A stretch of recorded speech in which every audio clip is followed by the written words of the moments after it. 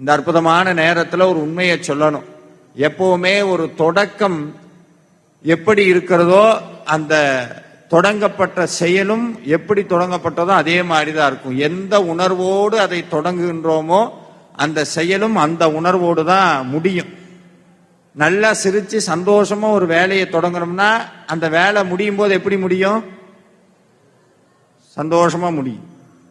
எரிச்சல்ல தொடங்கணும்னா இன்னைக்கு நீங்க ஒன்னும் பிரச்சனை இல்லை. நீங்க வேணா நீங்க யோசிச்சு பாருங்க. இன்னைக்கு காலையில வேல்மாறல் வழிபாட்டுக்கு கிளம்பணும்னு நிறுத்தி நிதானமா முருகான்னு எந்திரிச்சு கிளம்பி வந்திருந்தோம்னா வந்திருப்போம், அப்படியே சந்தோஷம் வந்திருப்போம். லேட்டா எந்திரிச்சு ஆட்டோவை விட்டு பஸ்ஸை விட்டு அடிச்சு பிடிச்சி இங்க வந்து படபட படபடன்னு வந்து எல்லாம் உட்கார்ந்தோம்னா அந்த இது அப்படியே படபடன்னு இருக்கும்.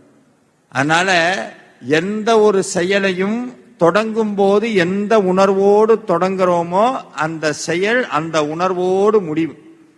இந்த 2026ஆம் ஆண்டினுடைய தொடக்கத்தை திருச்செந்தூர் ஆண்டவன் என்ன பண்ணானா, நம்ம எல்லாத்துக்கும் அன்பும் அருளும் எல்லாத்தையும் தாண்டி முருக பக்தியோடு இந்த 2026ஆம் ஆண்டை நமக்கு தொடங்கி வச்சிருக்கிறார்.